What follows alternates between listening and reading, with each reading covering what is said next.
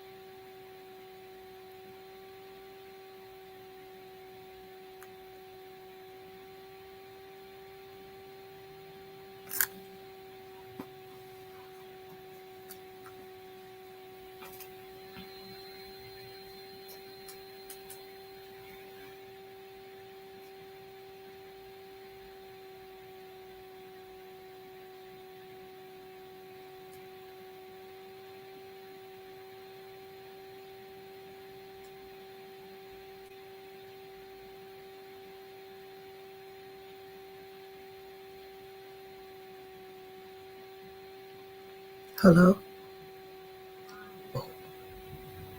Check your email at Tanisha number 4.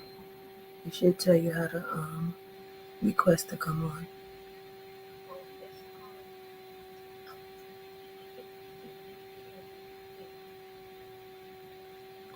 I sent it to 4. That's the one you used to use.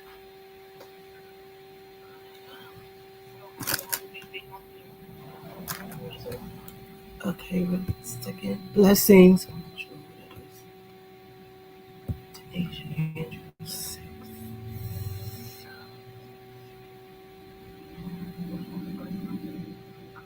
Please, please.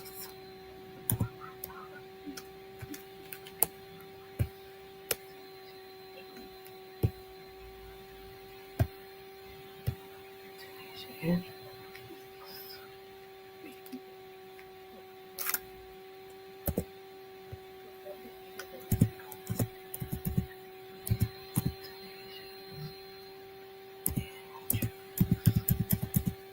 Six.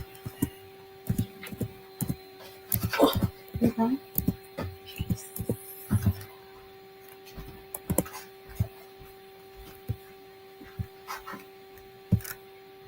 Okay, I just sent it to you.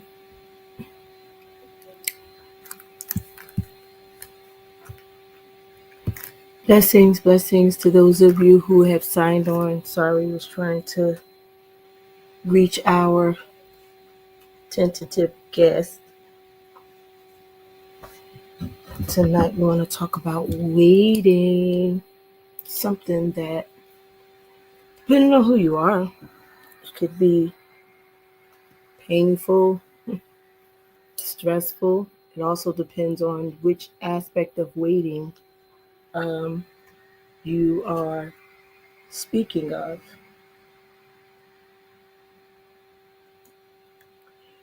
So we will have EIT Tunisia coming on tonight.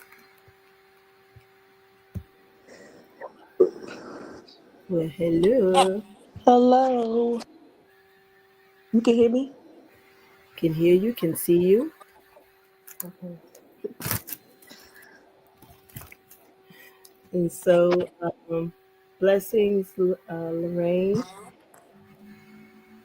So, we have been away for some weeks and we're trying to become more consistent. And this is a topic that someone had, blessings, Sister Tori,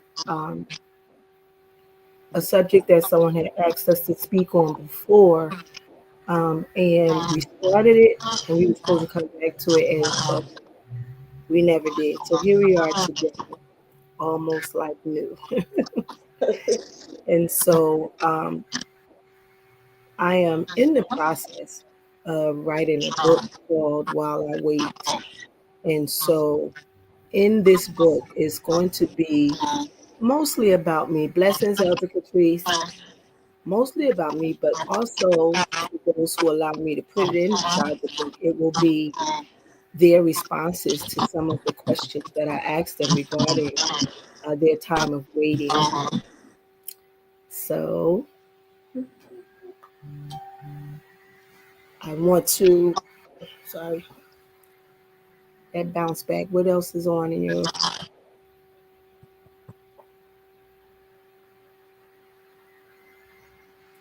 you relaxing in it? Definitely. Okay, so when you think of waiting, if someone came to you, is that bounce back on your end? Do What you is have did I you have echo? yes, Let me put my headphones in. Maybe it could be yes. better.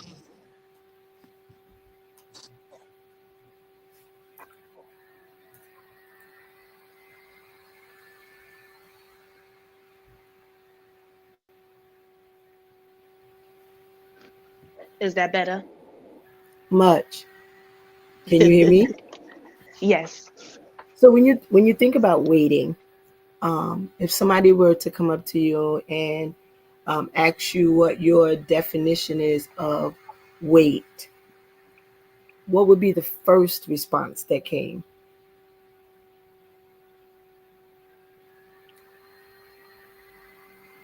Um, I had a definition written down, but you want me to tell my own definition? Your own definition. Did you want And then you can give me that. waiting?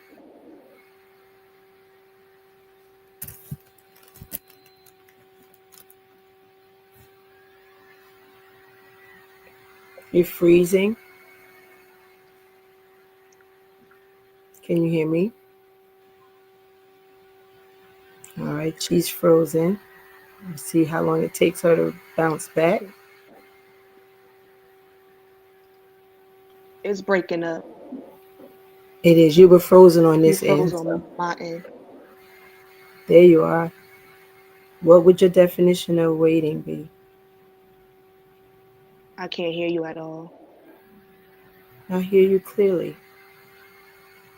Something happened. You started freezing.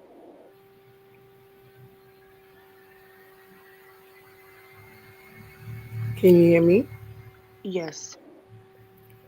So I'm still at waiting for your. Here I am waiting for your your definition or your take of what it means to wait. If somebody was to ask you that, what would your first response to them be? um, my first response to be like waiting is like it's like a process basically. You mainly waiting.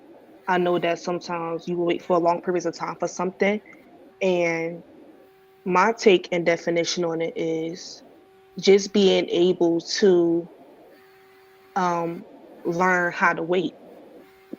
If Okay, that's so the better wording. I want you to try to define the word without using the word, as my Aunt Mary would say. Oh, um, Like somebody just So came up to you and waiting said, can "Go ahead." so my definition of waiting is being a is mainly a process in which you you waiting on something um and learning how to be patient. Learning how to be patient. Okay. And so you said you looked up. Um, I had should a definition. Shanae said, The can you see the responses here? Can you view the responses? Are you able to see them? No, I might have to. Okay. Let So me see. missionary Shanae said it also means staying still. Okay, You I heard could see me? the responses because I had to click on the chat. All Yes. right. There we go. So missionary Shay says staying still. What did you write down to give to us about waiting? The action of staying where one is or delaying action until a particular time or until something else happens. Okay. Now read it a little slower. The action of staying where one is or delaying action until a particular time or until something else happens. Okay.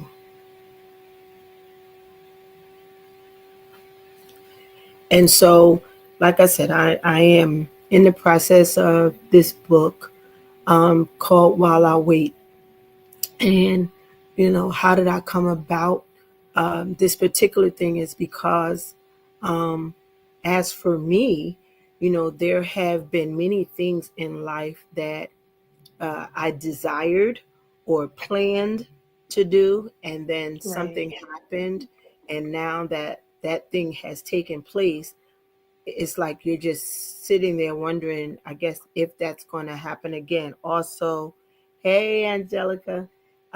Also, um, it's like as far as church, um, those who believe in the prophetic word, you have those prophets who have spoken over your life or told you that God said a thing. And right, you're excited about it, sometimes skeptical, because could this be too right, good to be true, kind of, but for me, I really truly believe in the word of the prophet.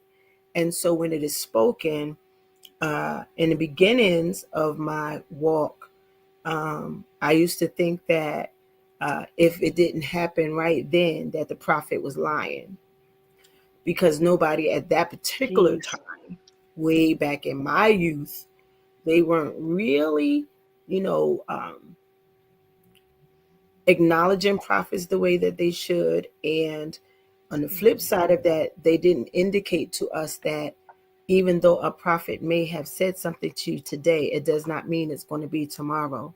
And then they remind you that a right, day in our time is as a thousand in the Lord. But as I matured, and things began to manifest, um, it opened our eyes a little. Um, right, then they train us as single women, that we are to be found working. We should not be just right, sitting still and wondering, is this him? Is that him? Nor should we be pursuing. That we should be the ones being pursued. And so they put that down in us, that, the woman who is waiting for that mate should not be found idle, but should be working in the ministry. And so I didn't always understand that. And then, being having been married for 10 years and now divorced for double that, um, you know, you get those prophecies, um, And we call them confirmation because more than one person said it. Oh my God, it must be true because, hey, Right. bestie, it must be true because, somebody said it 3 or 4 times. And so in the process, you're excited for some of you, you're excited. And then you're waiting and it looks like it's happening for everyone around you but you. And so you're wondering, like, what's wrong? What's the problem? Is it something I'm not doing? Is it something I've been doing too much of? Or were they really telling the truth? What did I do to do it? Is it my disbelief? You have all of these questions, Right. you know, um, about that wait time. And it begins to get frustrating. And Right. so I ask you, in the midst of your waiting, what things are you waiting for right now, whether they be natural or spiritual? What things are you waiting for and have been waiting for some time now?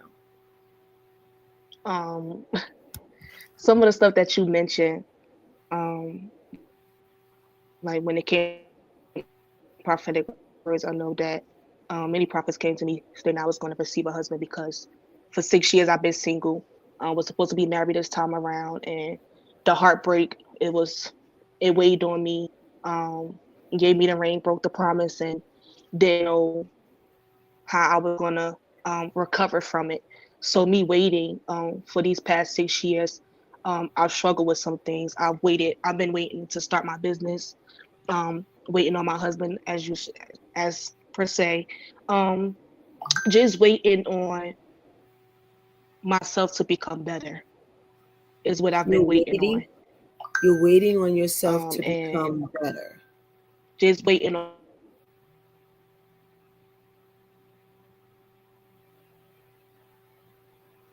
Oh, she froze again. It's breaking up again. Okay, there you are. Can you hear me? You hear me? It No? Yes? froze. Can you hear me now? Oh, your screen is going in and out.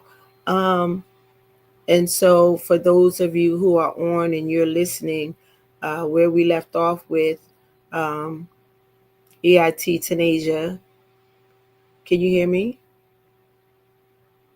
EIT? Nope. So, we'll keep talking till she It's figures it out frozen. on her side. Um, she was mentioning how she's been waiting, not just for spiritual things, but for some natural things in her life to take place. Should I And she join? really, did you say? Should I join live by coming on Facebook and join it from You're, there? you're I still can't on my really hear. screen. You can't hear me?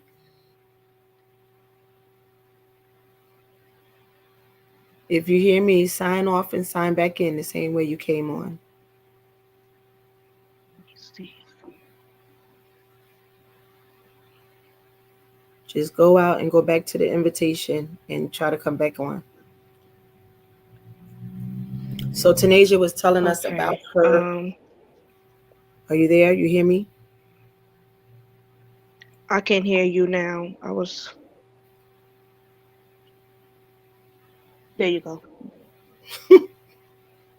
It's kind of. I was trying to get on. I was going to join the other way by getting on Facebook and then joining the live from there, but it just kept freezing.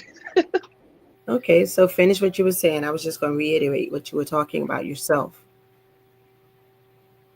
Um, I think I stayed at the end of it. You want me to repeat it? No, you were talking about the fact that you had been waiting and how you were going off the prophet. You talk about your relationship, wherein you thought you would be married by now, Yes. and And so basically, just waiting on God to show up in certain areas of my life. Um, Even though like it's a long period of waiting, and it's not easy, I'm still waiting for him to show up. And I'm pretty sure that he's waiting on me to just get myself together in order for me to receive those things that I'm waiting for. so in your waiting, what emotions do you have to go along with it? In my waiting, the emotions that I have was most times depression, Okay. um, sadness. Sometimes I'm happy. Um, Sometimes I get frustrated. I Okay. get angry, and most of the times I just feel forgotten sometimes. You feel forgotten. So Yes. you named a good seven. And so out of all of those, it is good that you can identify that this is what you're feeling during that time, but what are you doing about what you're feeling? So you said anger, you talked about depression, you mentioned depression, um, you mentioned sad, uh, so with those things, when you found yourself in those emotions, what is it that you did to cause yourself to come out of it? Or did you allow yourself to wallow in it?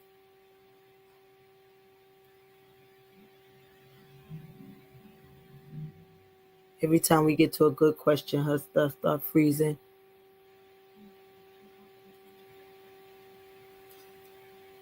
So for some of you, as she's probably waiting for her screen to unfreeze, some of you that are with us, um, do you have a question for her, or is there something you'd like to add to the conversation? You're more than welcome. You back with us, Tani?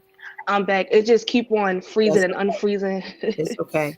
So I was asking, now that you've identified several emotions, that you have experienced while waiting, what have you done to bring yourself up out of that? Or did you allow yourself to wallow in it? To be honest, I have allowed myself to wallow in it. I have. And it caused me to be in a defeated place. But what I'm learning now is, stepping into the new year, I'm starting to spend more time with myself, um, What's the exercising sense and of that? trying to change my eating habits, just teaching myself how to get up again, without being hindered Okay. from those emotions. Yeah, the scripture says you did run well. Who did hinder you? Sometimes we are our own hindrance, and it is all to do mostly with how we handle where we are. For me, I've experienced several things. It's kind of different. um, I can come from the angle of being single as well as the divorcee, because I was married for 10 years, like I said, and now divorced almost double that. So Right. that time of waiting is a lot of years. And so for a good while, we were very comfortable in our spiritual being, in that we church so much back during that time that there was always something to um, refocus or redirect my attention to. I could Right. play back the services or consider the message, trying to find yourself in those message. Sometimes I found myself very frustrated because um, people to have prophets say this is going to happen and this is going to happen, um, and then you're looking around and it's happening, just not for you, and so for Right. me, hey Tati, hey, yeah, hey Tati. For me, in that frustrated moment, it's because I believe I probably put my own self in that place, in that even though the prophetic word was that he's coming, and it's going to happen sooner than you think and things like that, in my mind, I was like, too old. I ain't got time. Yeah, one thing wrong, and I could see where I'm a flip. I done got, I was given all these reasons why Right. I couldn't do something that God's prophets had told me was going to happen. And so I had, I talked to my Right. bestie about it a lot, well, not a lot because I don't like it, but we do talk about it. And when we do, it's like I have a sincere question about myself. Is it that um, I just want companionship, or do I want to be married? Right. Because for me at this age in the game, for me, companionship would be um, more. Going out, like dating, kind Yeah, I don't want to add the word dating either. I just because of. it's just this is real. I'm just very transparent with it.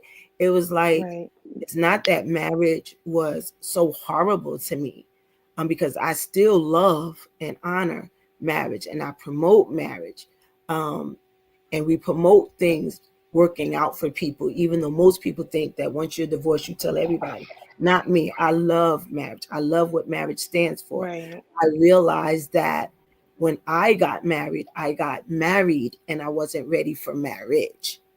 You know, Wow. I was excited about the stuff that came with it, getting ready, the bridal shower, the bridal party, you know, honeymoon and all that stuff, but not for the work that came after that, you know. So I learned from my marriage. I don't see it as a point of defeat, failure. It has to be because I'm not married to that individual anymore, but I'm Right, not held in that mind space where I'm just unworthy, or I should have just stayed, or what else could have been done. You have all of those questions, and it's natural because you want to right, figure out exactly where it went wrong, where was the break in the communication. And so, that being said, at this stage, when I hear people say, you know, the Lord told them that He's coming. No, that this person is coming for me. In my mind, I'm like, no, you're not coming for me because that's not what I want. And then I had to right, pray about it. You know, um, when I say that's not what I want, well, want, because I didn't think that at this, like I said, age, that it would be wise because we both would have had so much time apart from whatever right, we may have been married to before that, you pretty much, even though you're divorced, you're still able to live that single life. And when you get to do that for so long, it's like, oh my God, do I want to do this again? Or I had a right, sincere question to the Father, like, would it be wrong with me just wanting companionship? Somebody that during the holidays we could always depend on each other to be there and go with each other wherever we're going, and at the end of the night we go to where we live. Um, or right, if we wanted to go to the movies or something like that. Um, why it could work, but is that me just being me, or and just trying not to hear what God is saying? Which means I'm asking God's probably saying, why are you asking me this? Because you already know what's in your mind. Um, right.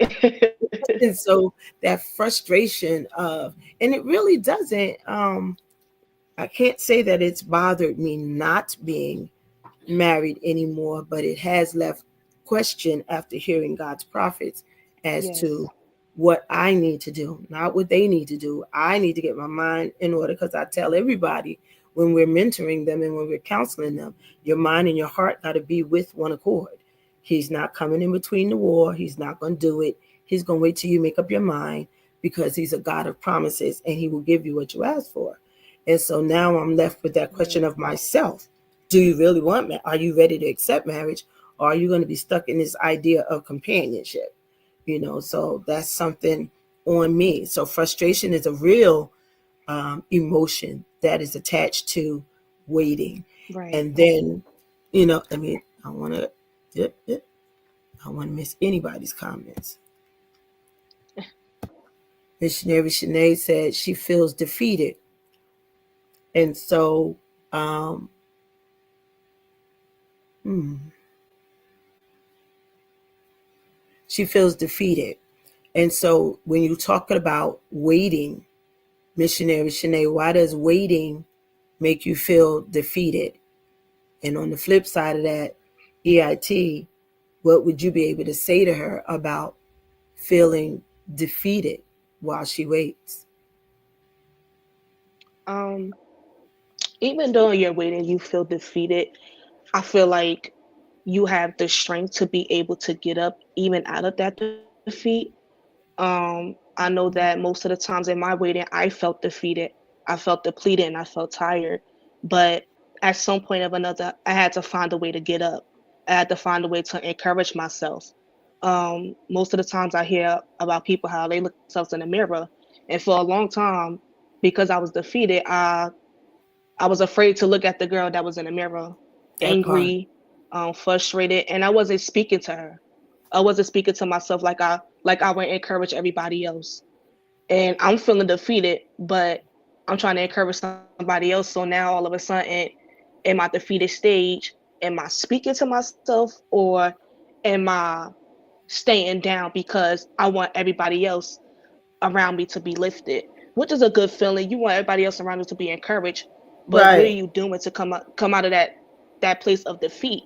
And I'm learning now that even though I'm in a defeated place, I'm not going to stay there. I'm not going to stay there. I won't find myself there ever again because although I'm making everybody else around me happy, what am I doing to make myself happy in that defeated place? Um, are you going to speak victory in your defeated place? Are you going to speak those affirmations? So I really want to encourage you to try to speak yourself out of that defeated place. Pray yourself out of that defeated place. Talk to the girl in the mirror. Even though you feel defeated, you'll be able to get up. Okay. She went further to say she feels like when she got married, it was too soon and she could have waited longer.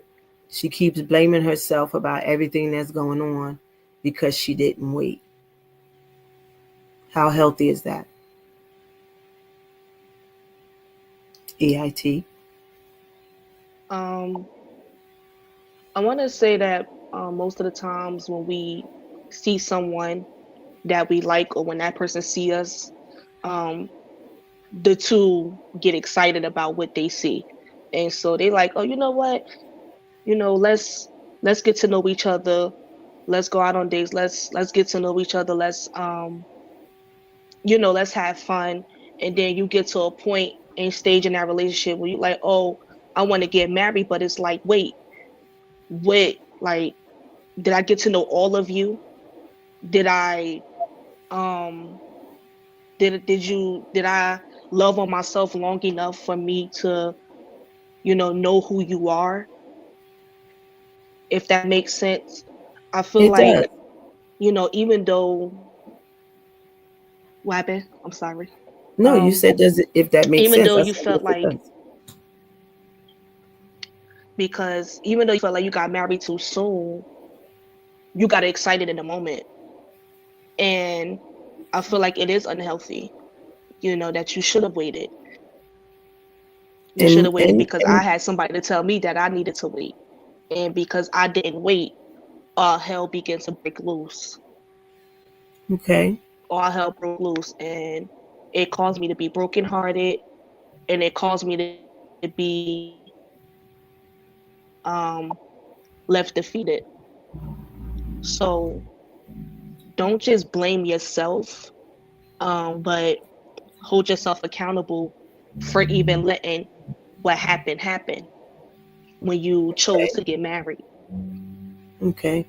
And like for me, I feel like I got married sooner than I would have, because growing up the way I grew up, they tell you that he that findeth a wife findeth a good thing and obtaineth favor with the Lord. And so when my ex-husband slid in front of me and said, God said, you're going to be my wife, I just went with it. Like I went home that night and broke up with the person that I was already seeing because I believe that much in what they say that he that findeth a wife. And so, um, and then we were like married within a year. And I just think that even though the church believes that they're helping us by telling us not to have long courtships. I believe that you need that time to really become comfortable You freezing again. with that person, comfortable with that person. Um, and, all I saw was marriage coming because he said it and we planned it and we did it, and so we lasted for 10 years, Right. longer than many people thought, but we lasted for 10 years. And I'm still I'm telling you, I love marriage. I don't just love the act of being married. I love marriage, and I promote it to those in my life because I believe that everyone deserves that kind of happiness. I don't blame God. I don't blame anybody other than myself. I didn't go and pray in God and say, God, is this the one? Are you sure? You know, I know what he said, but are you this the one? Is this the one? I didn't go through all of those in the counseling sessions that we do now with our um, lay members. You know, we just did it. And so I would say, Shanae, um, just the fact that you can acknowledge now that you probably went too soon, and some of us um, are guilty of, even when you talk from the spiritual aspect, guilty of marrying our assignment instead of keeping that boundary. You know, we started crossing those lines little by little, and what was supposed to be an assignment has now become a marriage. And so now you're, oh, what have I done? What have I done? You did it for real though. But I'm trying not to miss anybody's comments. Okay. Um, I got Shanice. So Shay, you can keep talking. I'm going through these announcements. I mean, these announcements. The comments. Hey, Apostle Puya. Hey, Tashana. Still Elder. freezing. Hey, how are you?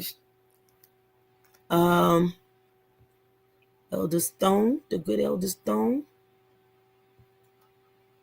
Shanae, I think this is a response for you. Trust me, it's worth waiting because there are things. Oh, this is for Tanisha. There are things God is revealing to me about me, and I'm on my fourth. Don't miss God rushing into something you're not ready for. Now that is a good statement, sir. And it's not to say that it might not take that many times for someone else. To each of us, you know, there is something different. We got married for the right reasons or the wrong reasons, or we were too afraid of what would happen if we didn't do something. Um, you know, and many of us have been guilty in that way. Oh, she's buffering. Tell her go out and come back in. Tanisha, she's black and buffering. Um, you know, you when you talk about um, when I counsel people, I ask them if they want to be married or they want a marriage, because most people are just hung up on the glamour of what goes on to prepare for the wedding, and they have spent no energy on what to do after they say I do, and then we're ready to get out. But we had to consider that I just wanted to be married. I just wanted that piece of paper. I just wanted to belong to somebody. But technically, if you're not connected for the right reasons, you still don't belong to anyone. First of all, you truly should belong to God. And you belonging to God and making sure that you're staying in your lane and making sure that you are not stepping outside of his will, the two of you together will have difficulties at times, but for the most part, you will be able to navigate through this thing called marriage. Marriage is honorable and the bed is undefiled. And so many of us, um, and I have to keep on um, referring back to when I came up, because they were busy telling us it was better to marry than to burn. But they didn't consider that there are still some people living today that's married and still burning.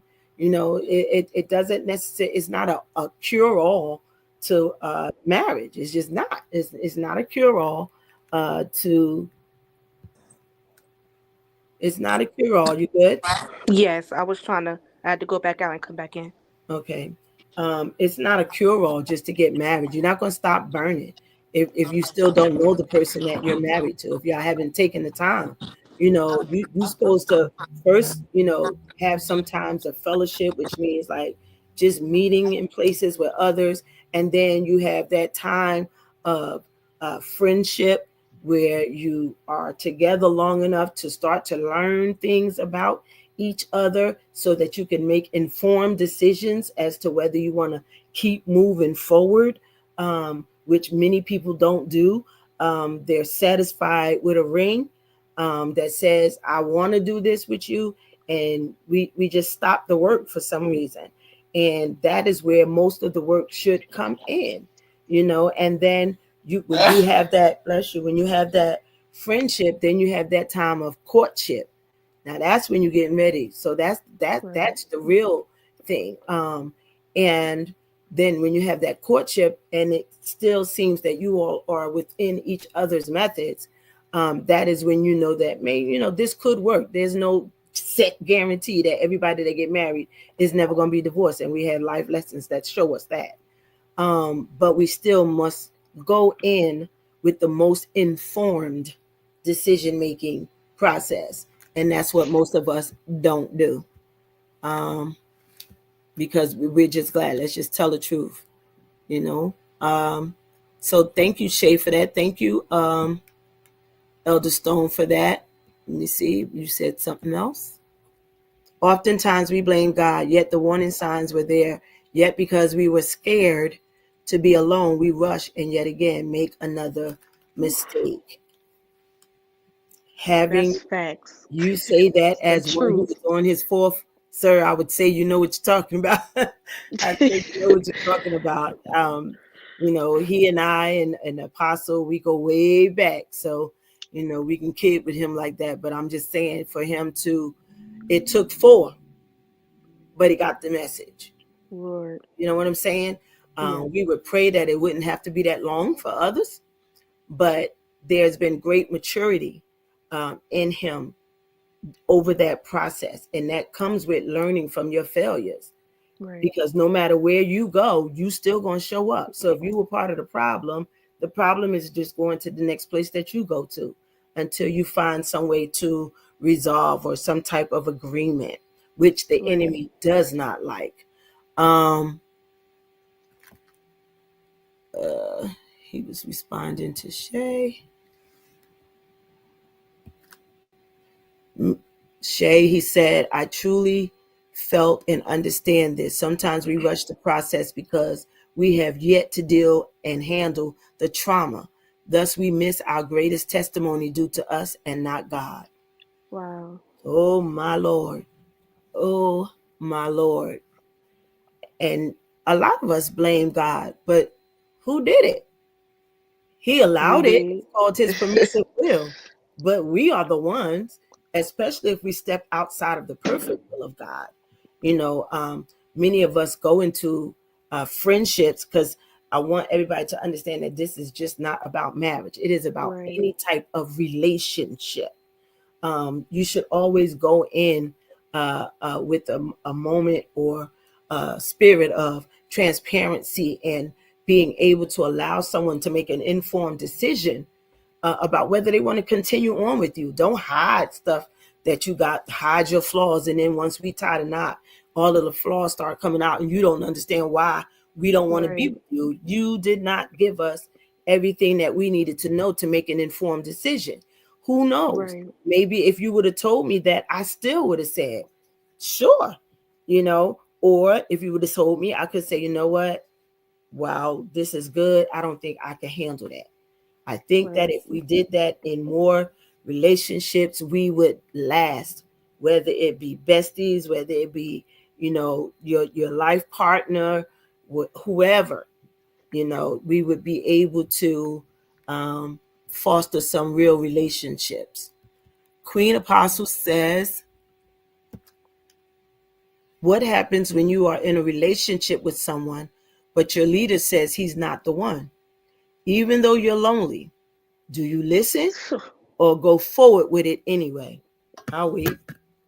Yep. I have to take a sip on that one. I want to say because I think some most of the times because when you're in a lonely place, you go forward with it anyway, and so it leads to that destruction. Um, because your leader tells you something, and it's just like I want to listen, but then I'm lonely. So let me just go this route and see what happens. But then as you go forward, now there's destruction, and it's like now, what are you gonna do that you didn't listen to your leader the first time? Because now you got to go back to them and say, can you help me? That hurts badly. That's bad. In all my years of ministry, this happens all too much. I believe that if you're in the church, let's just start there. If you're in the church, since Apostle said, if you're leader, so we're going to talk from a standpoint of church.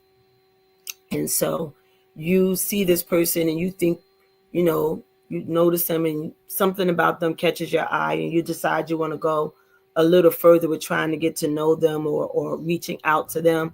And then um, at that particular time, instead of um, taking that person before your leader, because pretty much you've already made up your mind, Right. um, instead of you taking them to the leader and giving the leader an opportunity to uh, use their discernment, you go on and do your own thing, and destruction sometimes, not always, destruction sometimes. Or you come to your leader and your leader tells you, hey, they pull you aside and say, hey, I want to thank you for bringing XYZ to, meet me. And I don't think that that's good for you. I don't think that's the direction you need to go in. Right. Well, by then, you've probably already made up your mind that you're going. So what happens when you don't listen to your leader and what your leader told you turns out to be truth? I have I have a prime example. Like last week, I was at the Wow. laundromat and I met the I'm sorry. Why you last week when I met the man at the laundromat, he was so nice to me. We was getting to know each other. She You said, see me "Wow." rubbing my forehead. Go ahead. And oh, sorry. So we was getting to know each other, and we were talking, and by the end of the conversation, we exchanged numbers. Um, and nobody knew until I came home that I was talking to somebody. And I was getting to know him. He said that he was a corrections officer. He had two children, and he basically just wanted to, I guess, find somebody to hang out with or to date. He wanted me to come with him somewhere, and I just wasn't going with. Although I was willing to, um, I knew I couldn't go. And coming to find out that he was I don't know what you call these things, a Eastern Star Mason. I don't know what you A call it. Mason? Yes. Um, and so just as I came and told y'all what had happened, y'all already were told me. Mom was just like, I don't have a good feeling about this, and so I was I was getting ready to, although she said she didn't have a good feeling about it, I was getting ready to say, you know what, I'm gonna just still keep Yes. texting him. I'm gonna still keep talking to him. In my mind, that's what I was thinking because, hey, somebody thought not thought enough for me to talk to me. They thought enough for me to want to take me out and stuff like that.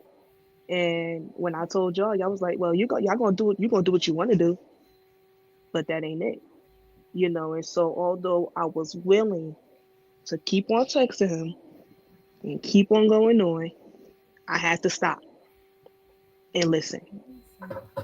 And I did. I stopped texting him. His number's still there. I'm gonna just be honest. His number's still there. His number's still there.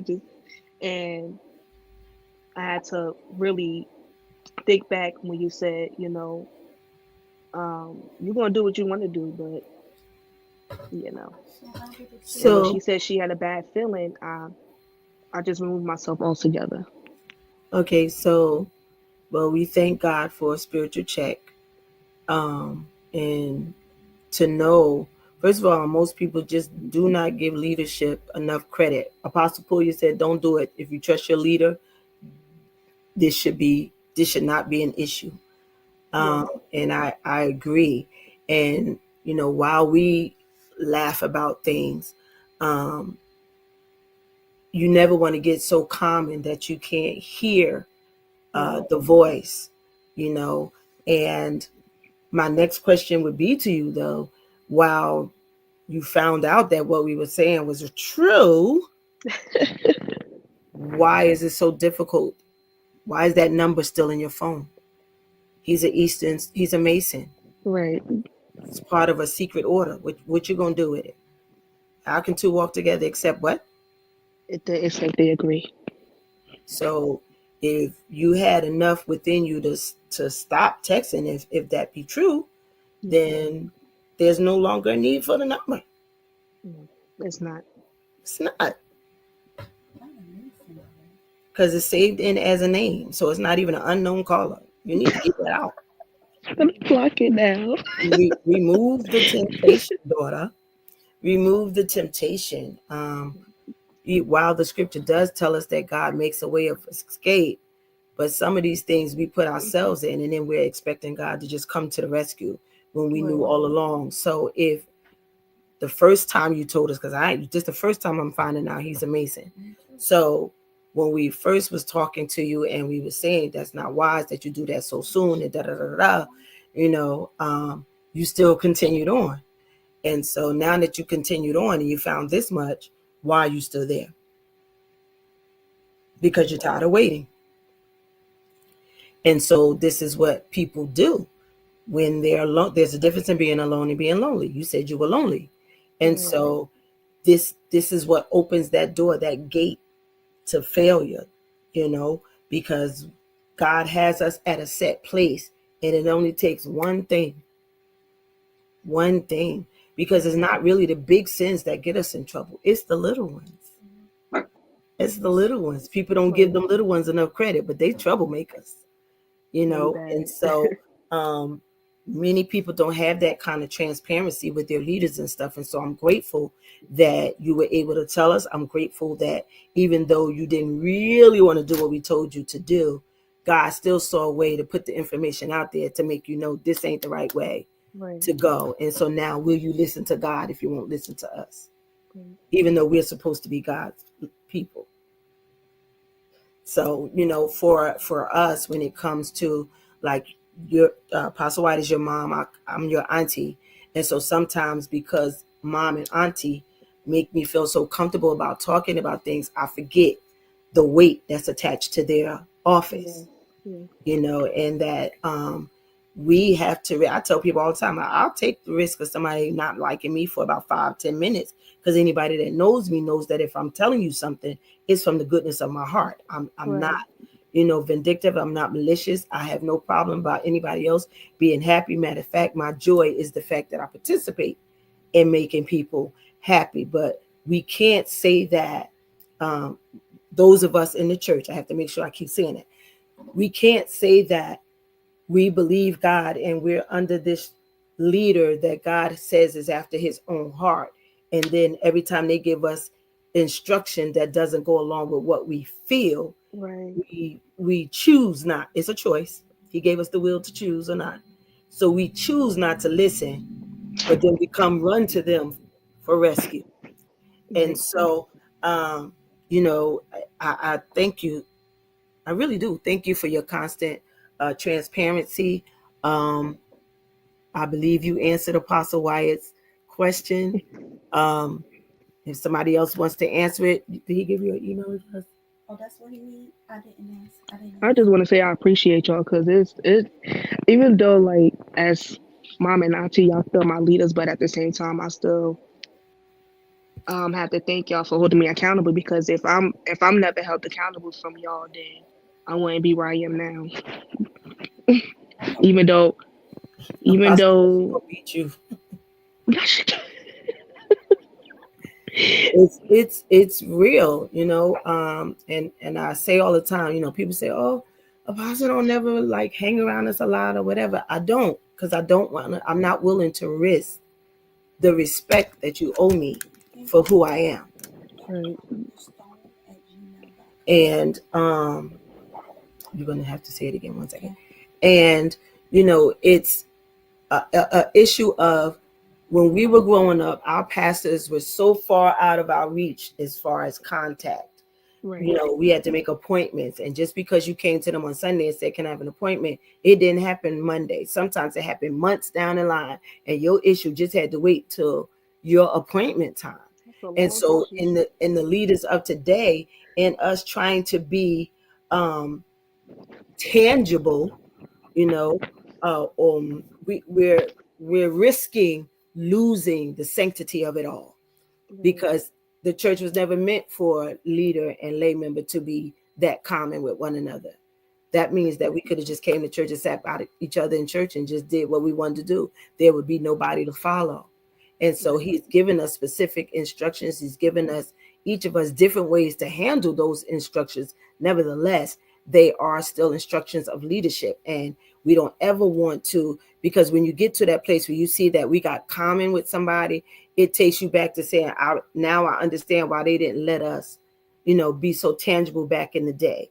Right. If you weren't a direct servant, you didn't have access to the leaders after they left that church, Right. you know. And so we feeling like maybe because if we make people feel like we're more tangible, like they get a little bit more access, they'll appreciate us. But then you got those people who began to appreciate only the yes. I I agree because most of the time when you give people that kind of access, um, you give them the yes, but Quincy. you start receiving this disrespect that's just not okay towards the leader. If I'm giving you this access to me, don't take me for granted. And it's Don't just take it it. for If granted. when I say yes, I'm okay with you in your book. But if I tell you no, you just ready to leave the church and go down the street to somebody else. But guess You what? church hurt. You still gonna be at the church that you show up in. So you taking the problem right along with you because you don't know how to be obedient. Right. What the scripture say, obedience is better than the sacrifice, Yes, ma'am. right? And the spirit of disobedience is as witchcraft, no? Lord have Okay. mercy. But we ain't gonna go to the altar tonight. We just we It's just okay. We can put scripture in there. We good. I was ready to make an altar call. What? Scripture that says the word fulfills the bond. Yeah, where is it? When we Oh talk wait. about Let Elder Henry, I'm getting ready to send you an invite. Hang on, guys. I'll be right back. Okay.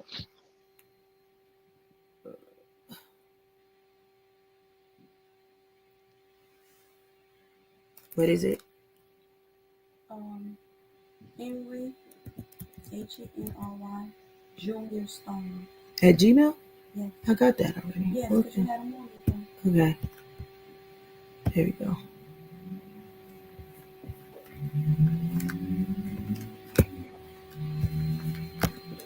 All right. So this is good. This is good. This is good. I told y'all, Apostle Puya said, don't do it. Don't do it. You know?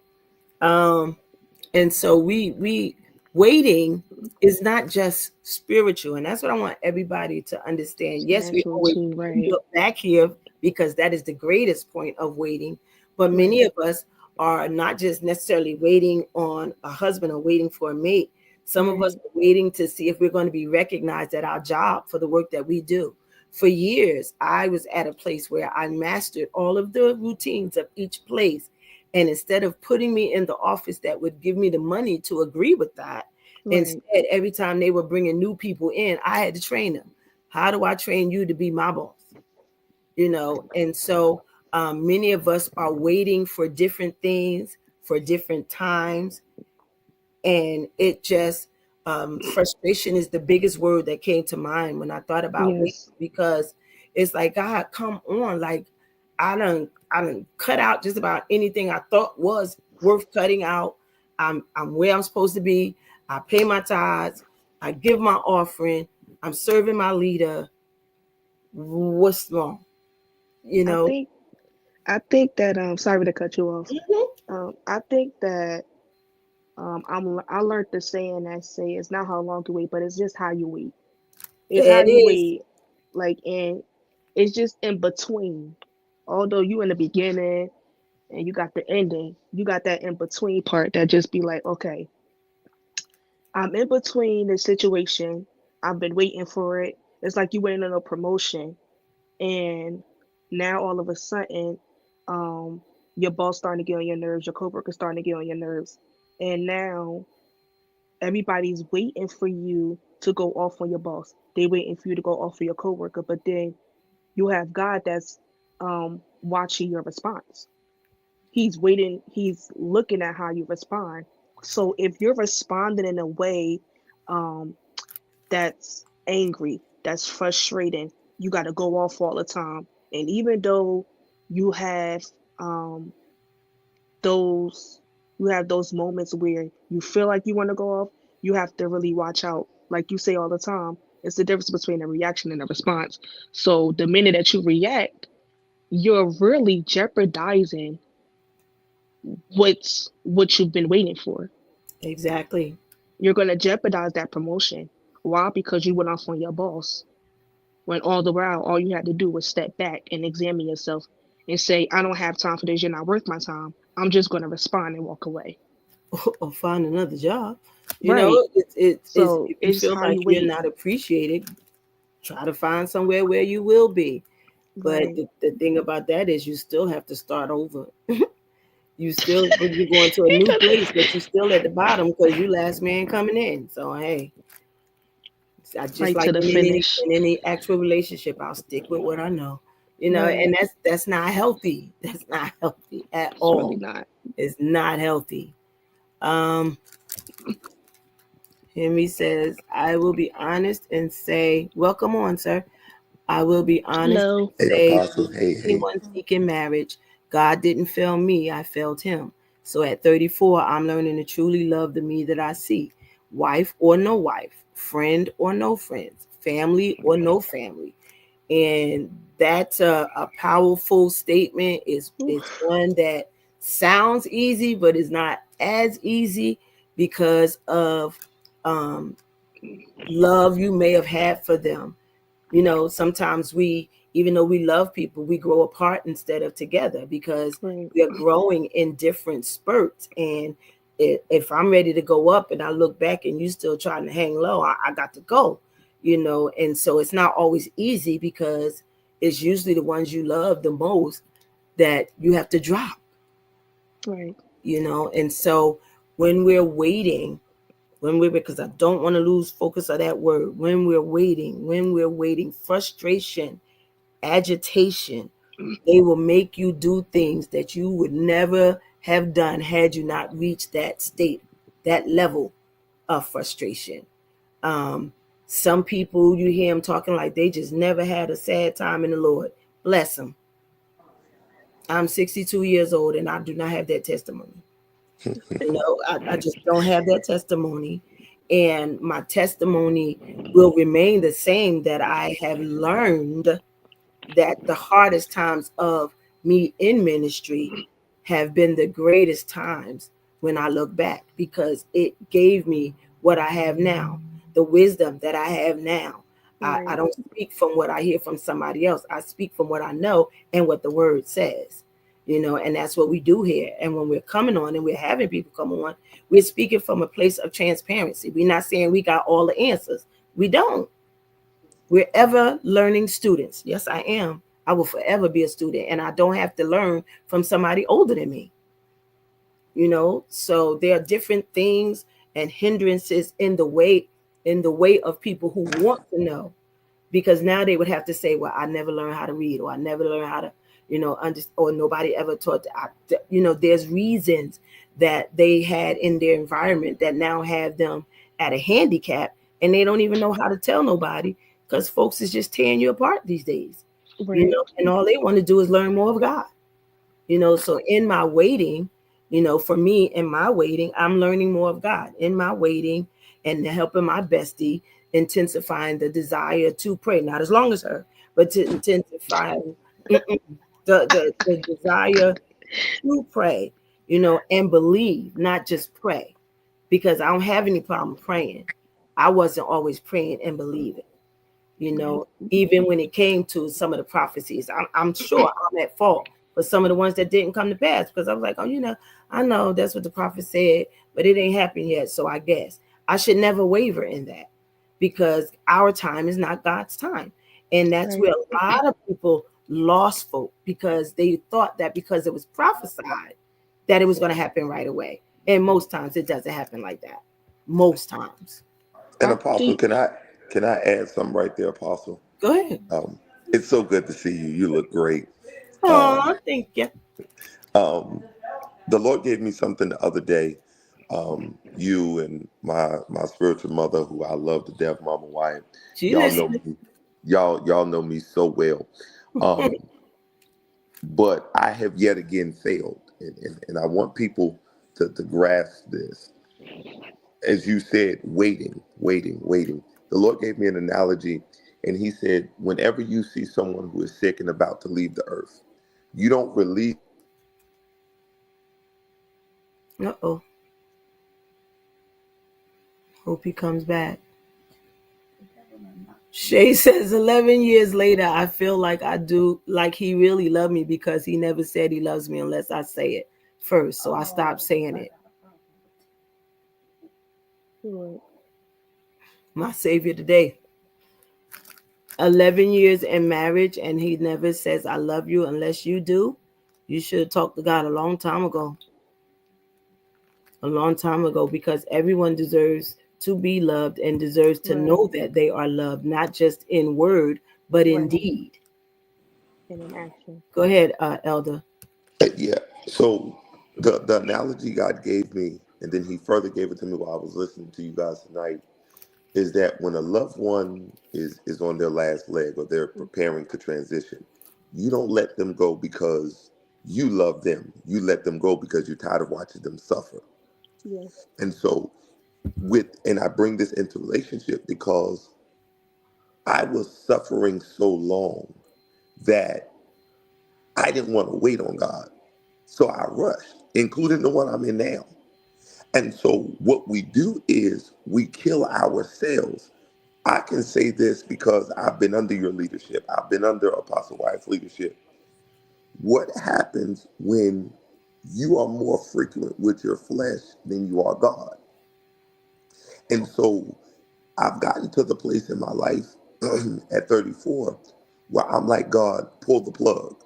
If it's going to live, it's going to live. If I pull the plug, it's going to die. But we got to understand that we cannot rush God in the process.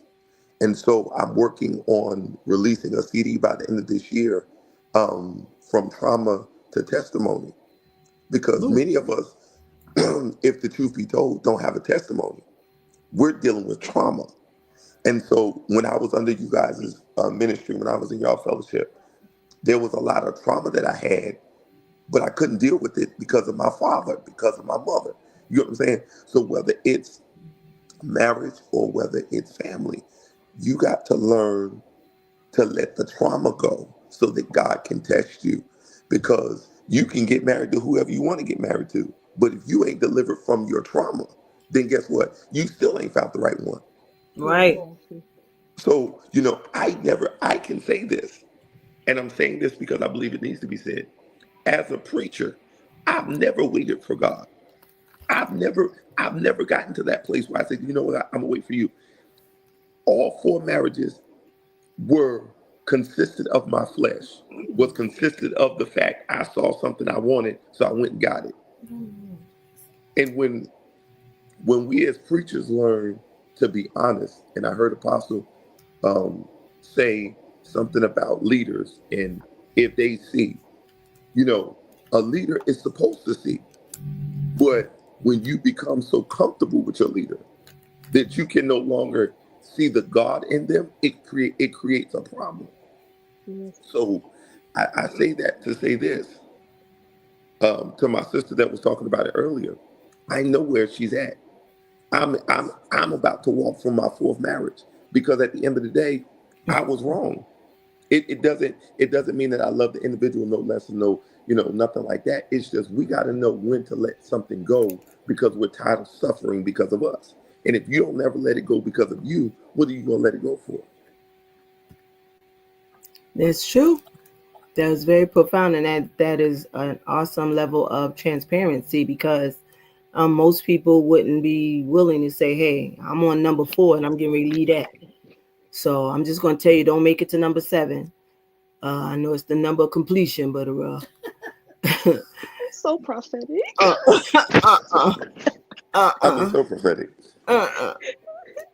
Tanasia Tati said, delete that number, girl. I sure am. Don't worry about it. It's gonna be deleted and done. Elder, I am praying for you as your spiritual mom does as well. and even more so now to hear that yet another one you're getting ready to walk away from. Um, I want you to really ask God to show you you.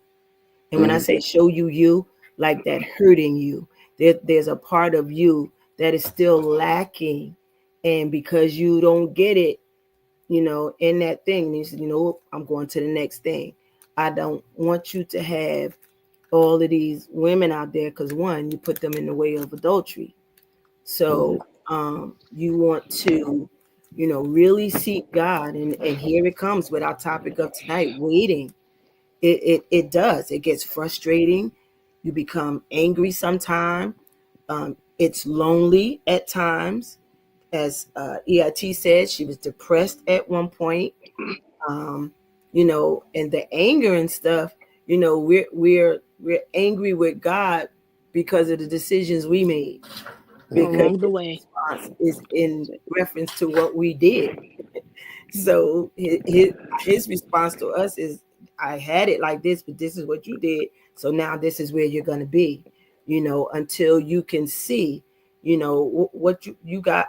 Overseer says, and I think I heard you say it one time before, Elder Stone, going around in the same process and expecting something to change is insanity, right? And Hmm. so we want to look at, you hear me saying a lot of times, I learned from my marriage, Hmm. did I think I would ever be divorced? No. And I made a promise when I thought it was. I was like, once I'm married, that's it. Because that was a church I was a part of. They didn't condone divorce. So I'm like, we in it to the end. But it didn't work out. Did I think that I would be divorced? No. It was never my intention. But nor did I give God time to make what we had so that we would be able to, stand in the midst of everything else that was going on. But it has caused me to learn much, and much of the wisdom that I share with others is from things that I've gone through, whether I failed or was successful. I'm honest about it. What good is And a you lesson if you never learn it? Apostle, I will share this, um, because I don't think people give you and Apostle Wyatt credit. Um, but I'm going to say this publicly, and it's probably the first time that I've said it publicly. Um, I don't ever think I recovered from my kid's mother. Um, that's the first thing. I was married to her probably longer than I've been married to anybody. Um, and y'all tried to save me, but because of my stubborn, hard head, stiff neck ways, um, it really didn't. There was no sound. I couldn't hear And y'all. mm-hmm. Um, and so for the people who you guys are counseling and the people who are watching the Love and the Me that I see, change your frequency so that you can actually hear. Because when the Bible talked about sound doctrine, um, it wasn't just talking about religion. Some of us need to hear sound doctrine when it comes to relationships. Um, that Yes. that that that's number one.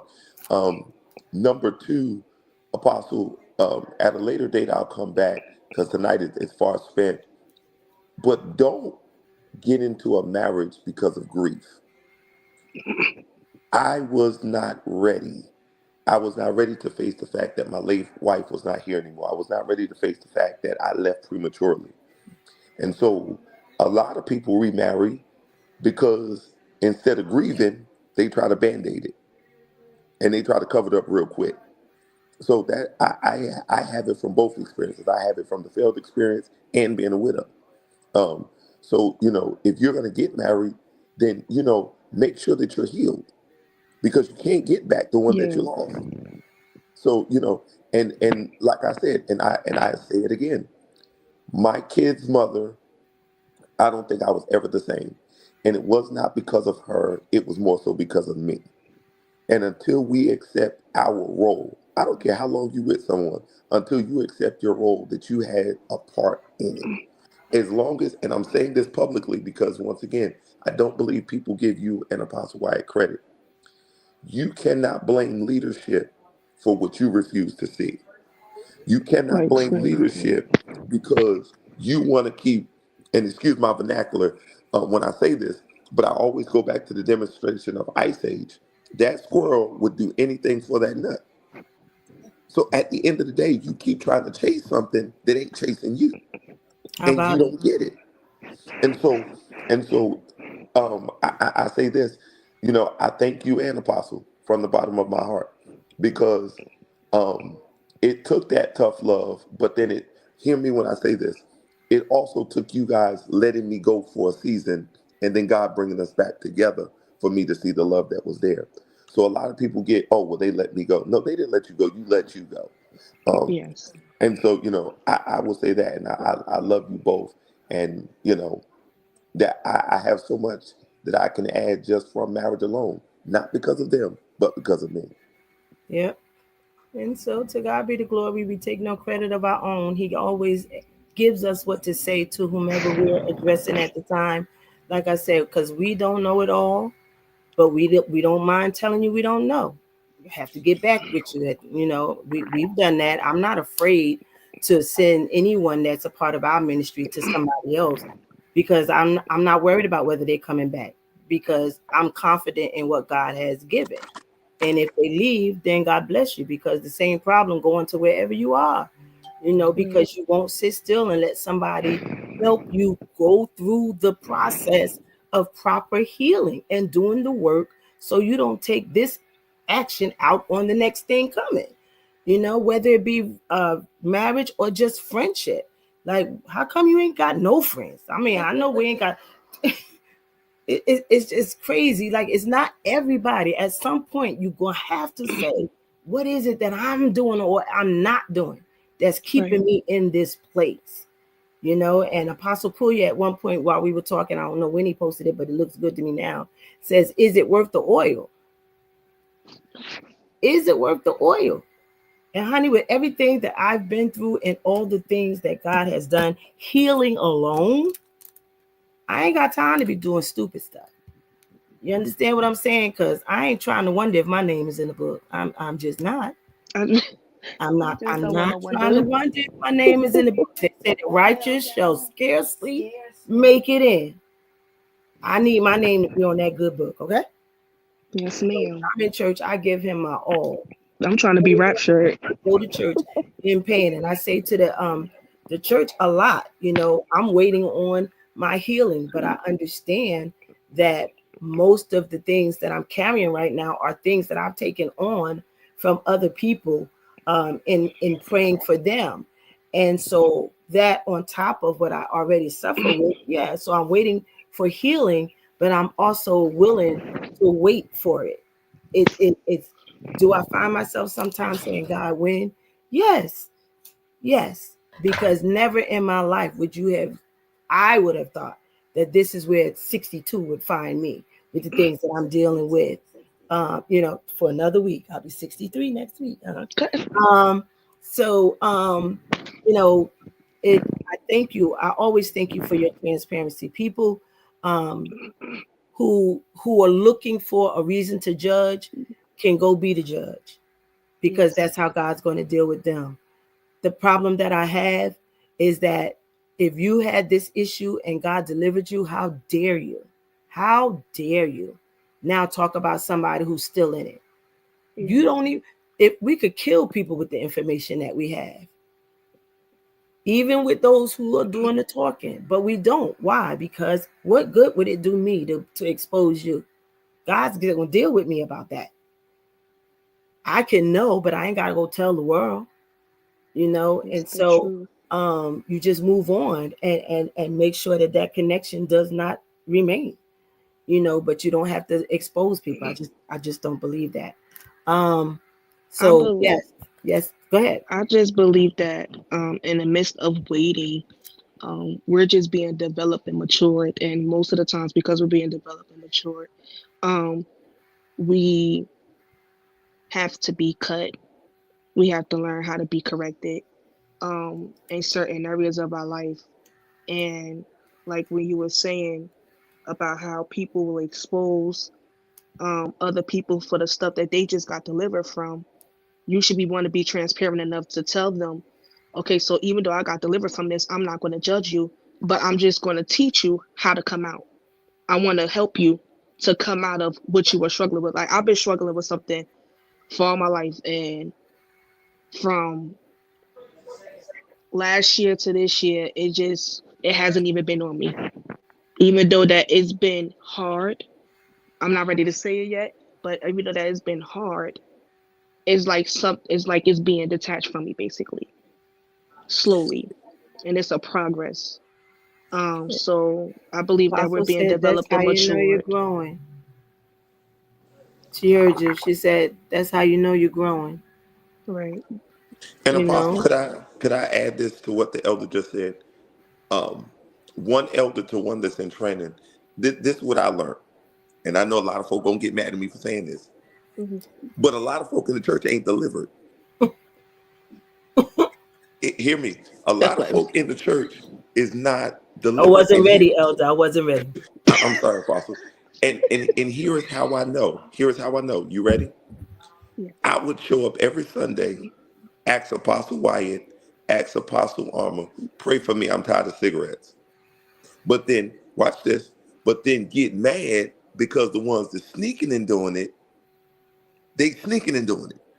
So what I'm saying is that a lot of folk can camouflage their deliverance, and because you so transparent and open about it, they get mad because you really want to be delivered. They just comfortable sneaking and doing it. Right. That I part. got the book and the T-shirt to prove it. So it's and I can only say that now because May of this year will be a full year My that I have not gosh. smoked cigarettes. Wow. Yeah.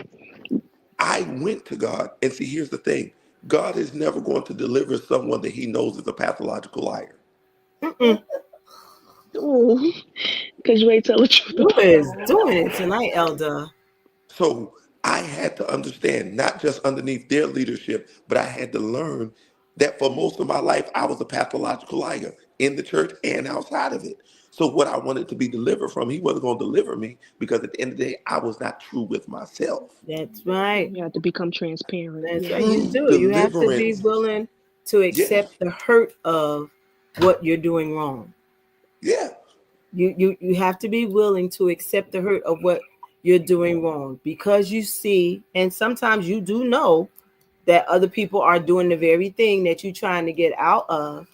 And you're wondering how come it seems like they're flourishing and I'm sitting over here going through it, trying to do the right thing. Everything that looks green is not. You have to understand that we all have our paths, and it might look like they're excelling, but trust me, everyone has their day of reckoning. And when it happens, how it happens will be determined by you. Will you be a yielded spirit? And at that time, God is dealing with you while you're in a yielded position, or is He going to have to knock you on your butt? After a while, He gets tired. I know He said forgive 70 times 7, but He also threw them He trays gets and stuff tired. in that Yes. temple. He has his breaking point. It didn't say that He stopped loving them. He said, but you won't disrespect me. That's what that was. And some of us have to understand that in our weight, it irritates us and agitates us. And sometimes we are short and curt with other people and may not even really know it. Elder Catrice agreed with you, Elder Stone, when she said change the frequency. She said that's good. She also said you being open is the best way to come out. Tati, yes, this is the first time I've ever waited on God, and it's been such a learning and growing experience. It's been tough, but I'm so grateful for the work He's doing in me, and Yes. so are we. Develop. Who's developing? So are we. And this goes to what we said in the very beginning. Everybody has their own timing. Don't think just because you were able to get out in 3 months that I got to get out. No, that was your journey. Thank you very much. But now this is my journey. And when God says it's time, He'll let me know. And it will show forth in works. It's not going to be something anybody got to wonder about. It's going to be evident. And Tati, you are showing evidence. You are truly showing evidence of what it looks like to wait on God, because Yes. to see you go forth in God and go hard for other people while you're yet, hear those words, while you're yet waiting for the answer that God promised you through a prophet at least a month ago. Huh? I had to grow, because it took me some time, because I did not always understand the waiting process. I didn't understand why it didn't happen right away when a prophet spoke. Because, first of all, we didn't always hear about prophets back in our day. And when they did start talking about them, they warned you about not listening to the prophet. And then you went through where the prophet started talking about a word of knowledge instead of prophecy. And then you had, it was just so many different things that you had to wander through, to get to that place where you know God truly for yourself. And that's really what it's all about, learning God truly for yourself. And nobody's time is the same. And so, do you get tired sometime? Yes. Do you get tired of seeing that person in that same place sometime? Yes. Do you get tired of that person who every time you say the sky is red, they say it's blue? Yes. Do you every time you tell this person God is working it out? They're just, you have to learn how to remove yourself from toxic, situations, because people will deplete you, honey, and then keep on going to the next person. And so, what God is doing, Tati, I am so proud. We are so proud of you, because she's here, y'all. Is that my niecey? Is that my niecey? Tati? That's Greg's wife. Oh, okay. Not that ain't what I thought. Yeah, we call her Yanni, not Tati. Okay. I'm getting old, y'all. Forgive me. I'm getting old. Tati, Elder Catrice said it absolutely, and it looks good on you.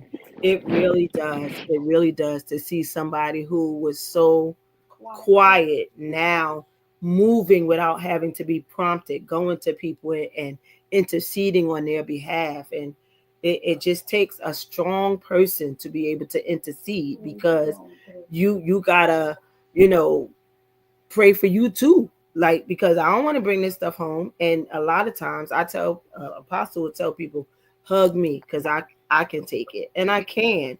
But sometimes I just say, Lord, some of the people that I do know that are praying for me, I ask God to cover them, because they can't handle what I'm experiencing. It looks okay because I'm not allowing it to be as evident. But you don't even want to know what the week is like, or what the first part of the morning is like. Right. There's just different things. And while I'm grateful that people are sensitive enough and don't want to see me hurting, I just know that they would not be able to handle it. My bestie tell me all the time, she's like, you good. You good. And I be telling her she's stronger than she thinks, because every day that I make it, she's a part of that. So it's finding the right thing. If you're as we get ready to leave, because we late, we usually don't stay on this long anymore. Tati says she appreciates us. What was I saying?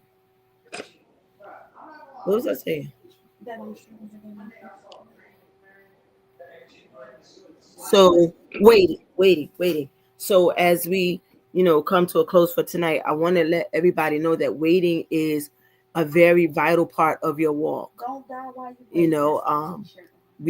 Where we are when we were selling the t-shirts, don't die while you wait. They still on sale. I got my dress. They never go out of style. Waiting is an absolute must. Look at how long Job had to wait. You know what I'm saying? And he lost more than half of us. All with a domino effect. And still.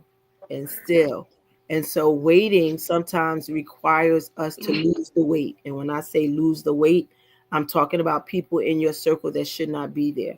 Conversations that you're having with people that you should not. Doubt that you should not have. It says pray and faith believing. So if you're not going to have faith and believe, praying really does not do anything for you except go through the motion. And so in waiting, we'll experience frustration. In waiting, we'll experience anger sometimes. In waiting, we will find ourselves in a place of loneliness, because we're just tired of being where we are.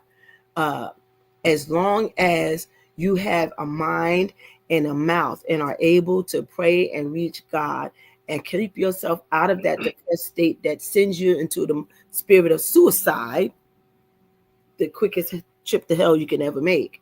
You want to make sure that um, all things are well. I can't express it enough. I don't know if we'll still be here next week on this or not. As we can see, it's a vital conversation and people are participating, which means that we all have something that we found ourselves waiting for when we say, God, what's up? Like, I'm watching, I'm praying for people and it's coming for them. So did I miss something? Can I have mine too? And so it's a real place to be. But never find yourself getting tired of waiting on God, because at the end of the day, He provides the best responses. He provides the best ways out. He provides the best help in the time of trouble. Does it always feel that way? No, ma'am, no, sir. I'm not going to act like it does, but it's just necessary. It's necessary. And right now, with as soon as He is to come, I know we've been hearing it all our life. I'm telling you. No, it's really coming though. He's coming. He's coming. And I was sitting thinking earlier today, I was like, what plague are we at? Because I know there's different plagues, and I know, yeah, because I want to know how close, because the COVID was, I know that was, but we love you guys. I lost connection. Thanks for having me tonight. That was from Henry. There's some things that are happening that we're just not paying attention to, and we need to hurry up and get it. And so for us on our end, Apostle Wyatt has been telling us for months now, to store up on all your waters and to go to your bank and get some of your money out and put it in your house or somewhere else, because something's getting ready to happen in the systems and you're not going to be able to get to your money. And so you need to start getting your canned goods, things that's not going to require you to have to. She's been saying it for months and things are happening already. I'm telling y'all not. You gotta look at these signs. You can't afford to get ignorant now at this time. You just can't. He's too soon to come. And so we want to thank you all for participating with us tonight. Thank you all for coming on tonight. Thank you for those who were transparent and shared with us about your waiting experience. Those of you who entrusted us and our audience with the issues that you're dealing with, whether it's being in marriage or in your singleness. We thank you, because we don't take that for granted. We thank our guests, EIT Tanasia, who is always transparent and willing to do what is necessary. We never have, since I met her and been around her, has she denied anything that didn't require work, nor has she been one that if I'm in church, I'm just not going to the altar. You will always find her face That's it. whether it be in worship or beating. She there. She's taking it. She's taking it like a G. She's taking it. But, we thank you all, because this matters. And the fact that we've had so many on tonight, the numbers were fluctuating, going up and down, but still at a high rate. And so that means that it's something that people want to talk about, or at least want to hear and learn. And maybe your conversation tonight, EIT, has helped somebody with learning how to wait. I think that's something we could look forward into. And I think Apostle might be better at that one, learning how to wait. It's a learned behavior, Jesus. It's just not something that's easy, especially when you see it happening for those around you and it's been promised to you. But maybe I should have stood next to that person when they were speaking to him. We should have been holding hands. Oh, I'm telling you, it's funny, but I said it. Maybe I was there next to the wrong one. It's still not happening. And I know I've been here and faithful, Lord. And so we thank you. We love you. You love y'all. Look, I gotta go. My bestie done cut herself to blood. All right. Oh, Jesus. All right. We praying for y'all. We love y'all. We believe in y'all. Meet us here again 9:15 next week. I gotta get off here. I gotta tend to my bestie. And we love you. Love y'all.